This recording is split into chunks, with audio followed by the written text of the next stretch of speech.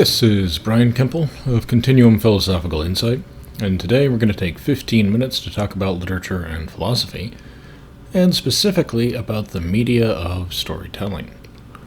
Now, if you want to know more about me, who I am, and the work I do, there are links below.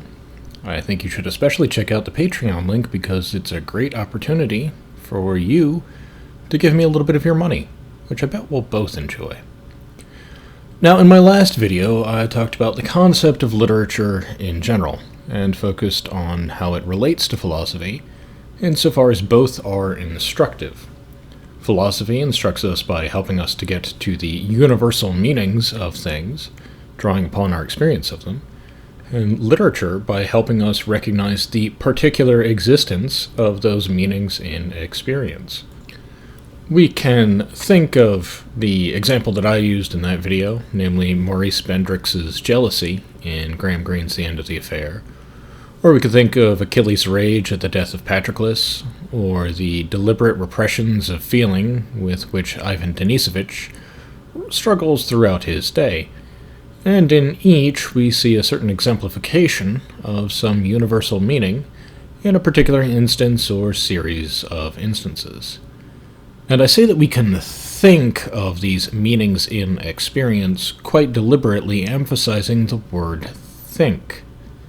That is, we do not simply imagine those emotions or actions, but we think about what they are, and what they mean, and how they are experienced. This evocation of thought by literature is something we perhaps seldom notice in the moment that we are reading the literature itself. That is, we do not think about our thinking about what we are reading, while we are in fact thinking about what we are reading. Or to put this otherwise, we could say that there are two levels of thinking that are being discussed here. First, there is a thinking which engages the reading directly, and second, a thinking about that first thinking. When we are engaged in the first level of thinking, we are not ordinarily very aware of the fact that we are thinking at that moment. Usually, if that thinking about literature or thinking about what we are reading is noticed at all, it is in reflection on what we have read. Something that occurs at a different time. This sort of thought provocation of a really good book is something that we should all know pretty well.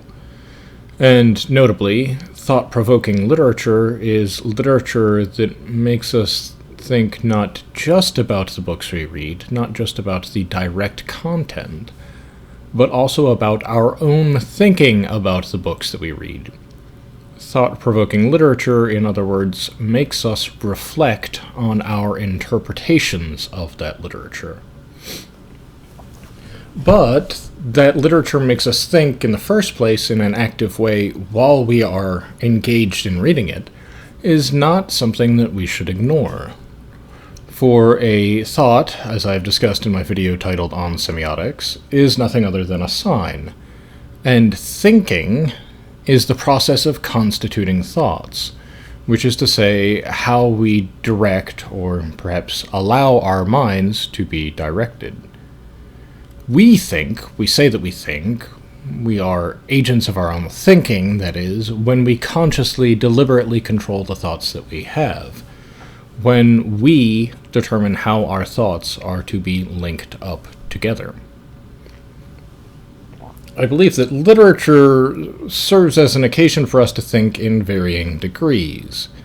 The construction of sentences, the order in which the reader's attention is drawn to this or to that, the various ambiguities and ellipses, the lacunae and all the things left unsaid, all of this invites the reader to think for him or herself.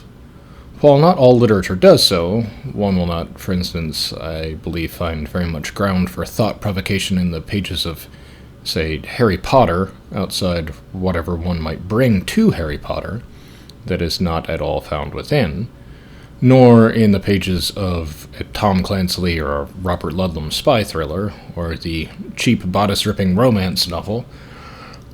While not all literature nevertheless while not all literature brings us to this sort of thought provocation, it nevertheless belongs intrinsically to literature to invite some thoughtful participation from its audience. One needs not only to creatively imagine while reading, or to create phantasms, as Thomas Aquinas or Aristotle would say if they were alive and spoke English, but to understand, to realize actively those universal meanings conveyed by the written words in particular instances. By contrast, let us consider television. Now, television has undergone several important shifts in its function as a medium since its inception. Initially, on that grainy screen with bad quality audio, it was a rather low-definition medium, with few options for what one was to watch, and it consisted primarily in news programming. And there's a way in which that's still relevant today, but it's a little bit off topic, and so I'm going to try and stick to the things that are most important. Consequently, the audience had a higher participation in the medium. More was required, in other words, in watching television to form perceptual means of interpretation. That is, the television provided less of its own story and more of the outline of a story that people watching it had to fill in a little bit themselves.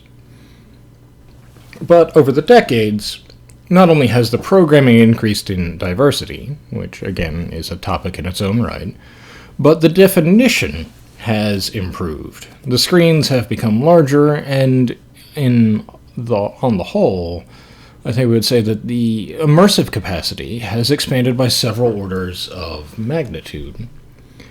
Yet one thing has remained constant with television, despite all of its various changes in definition, and programming diversity, and availability, namely that it not only now but always has actively dissuaded us, for the most part, from thinking.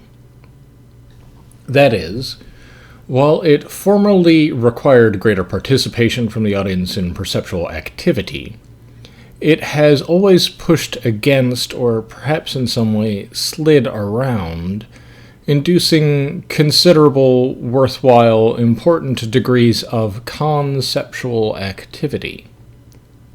Now, there are exceptions, of course, and just as there is unthoughtful literature, so there is thoughtful television. But the television show, by default, leads us everywhere that it wants us to go.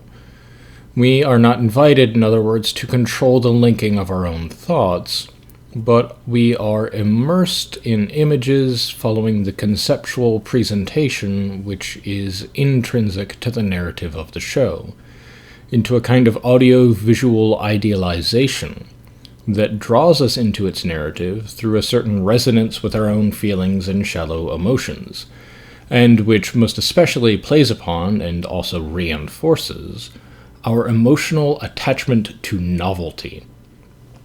That is, the television show, with its serial nature, sets us up with anticipation for what is next.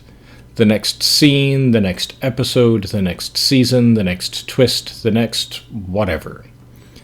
I believe some television shows have escaped this to a certain degree by having and sticking to a predefined arc that limits the show's run, but these shows are few and far between, and are usually more like long movies or miniseries than television shows, properly speaking. Contrariwise, films have a natural terminus that results in a self-contained story, making them more natural media for thought provocation, though just as some television shows have escaped this, and I think is actually on the uptick that more television shows are escaping this, I think at the same time we have seen some movie franchises become never-ending stories as well. With Netflix, that is, we get a 40-hour-long movie, while with Marvel we get 30 movie-long TV shows.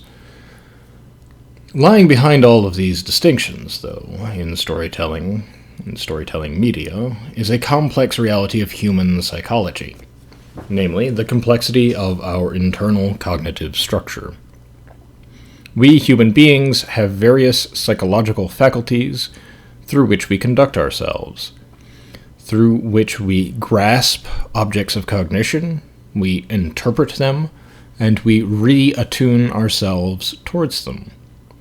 Put succinctly, we can identify these as our external sense faculties, our perceptual faculties, our intellectual faculties, and our cathectic faculties, that is, speaking generally, our feelings and emotions, which arise respectively as responses to our perceptions and intellections. While ideally, these faculties ought to work cohesively as parts of a whole, they often do not, for that there is a natural proportion among our faculties, such that when this proportion is maintained, we are better enabled to flourish as human beings. But when a disproportion occurs among our faculties, it is to the detriment of this human flourishing. In other words, we are not as good at being human when disproportions prevail among our faculties. And importantly, the kind of media with which we engage ourselves, particularly on a regular or habitual basis, has an important effect on our faculties and their proportions, which is true not only for storytelling media, but for all kinds, while nevertheless we are here limiting our focus. Now, as discussed in the previous video, and mentioned at the outset here, literature helps us to realize the particular experiences of universal meanings. When, however, we become ill-disposed to grasping universal meanings, or have been somehow or another swept away by or swept up in certain ill-conceived meanings, we are subsequently ill-disposed likewise to realize the truth or falsity of particular experiential portrayals. In other words, if we don't know what things mean, then we aren't good at recognizing their existence in any sort of experience, whether that's an experience we have ourselves or one which is portrayed in some sort of storytelling media. To take an ever-popular topic of all varieties of media portrayal, let us consider the concept and experience of love for a moment. Few people, I believe, have a rich conceptual understanding of what the term love means. In the common understanding, the concept of love is typically reduced to intense cathectic responses to some beloved, such that in the beloved's presence there is a bevy of positive emotions and feelings, while in the beloved's absence there grows a yearning to be with him or her.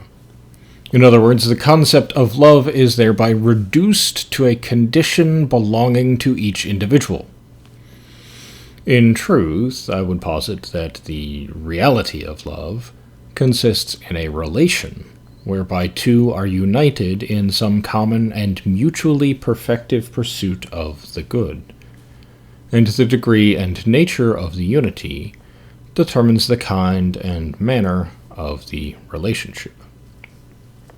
However, absent this true concept, which I have only posited and not defended, but which I think is eminently defensible, absent this true concept, one will be less likely to recognize its experiential portrayal in any storytelling media, and simultaneously more likely to recognize a portrayal of what matches the false and superficial concept, namely a portrayal that centers on individual cathectic satisfaction or dissatisfaction, thereby reinforcing the habituated association of the word love, the superficial concept of love, and the individually focused experiential portrayals of love, both in our own lives and in the storytelling media.